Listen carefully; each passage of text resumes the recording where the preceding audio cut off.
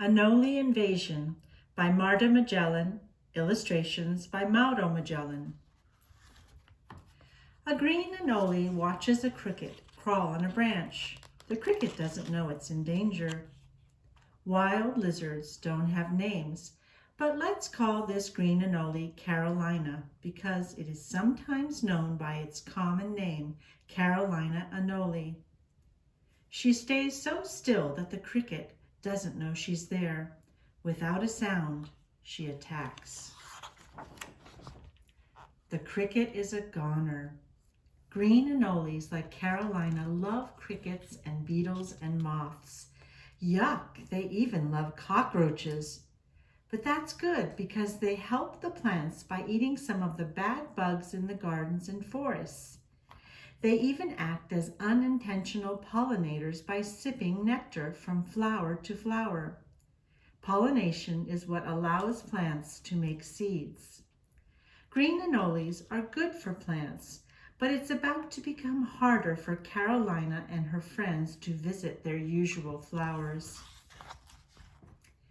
Carolina watches a small brown lizard scurry through the bush in her territory. The male brown anole bobs his head up and down, does a few push-ups, and flashes his orange dewlap. It is a warning. Carolina turns from green to gray to tan, and finally to dark brown. The invading lizard has put her in a very bad mood. Green anoles change colors when they feel threatened or sick or too hot. Because of that, some people call green anoles chameleons, but they are not true chameleons. True chameleons can turn many different colors. So who was this brown lizard that didn't turn colors at all? The stranger is a Cuban brown anole. It is taking Carolina's territory. Over time, Carolina sees more strange lizards like him. Those brown anoles weren't in the United States at first. It is called an invasion. How did that happen? About 100 years ago in Cuba, a brown anole hitched a ride on a boat. Let's call her Cubanita. When Cubanita tried to leave, the ocean stretched out all around.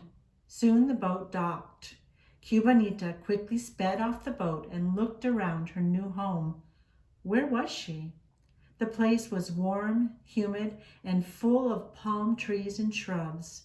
She had landed in Florida. She found some moist leaf litter and laid an egg.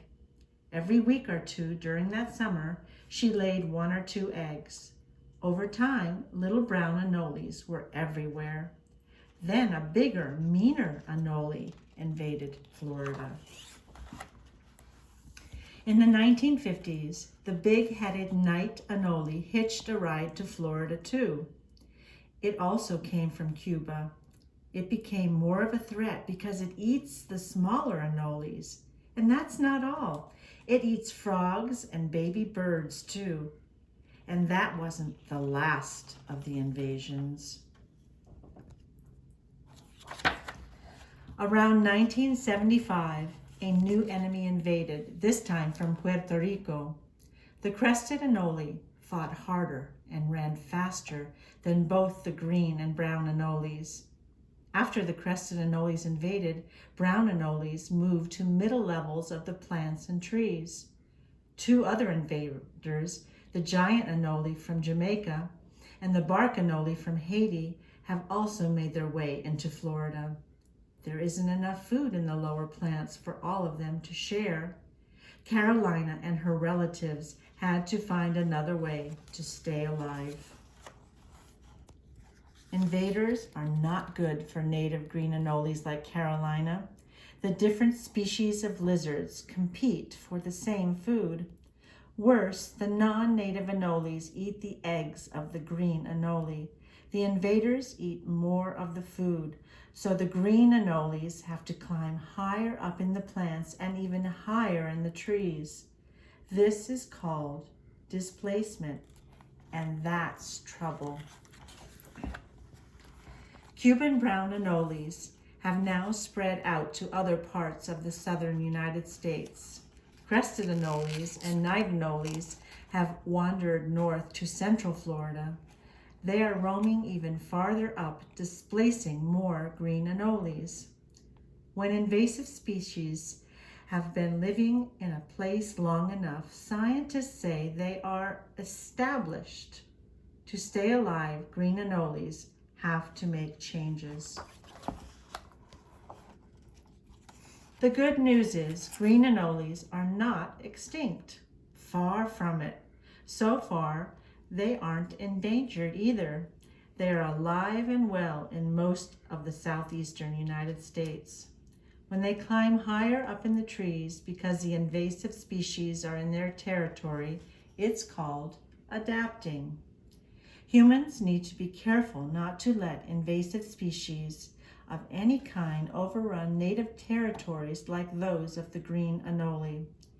We need green anoles in our gardens and forests to help plants grow. As long as they keep adapting, they will stay off the endangered list and help our flowers and plants thrive. The end.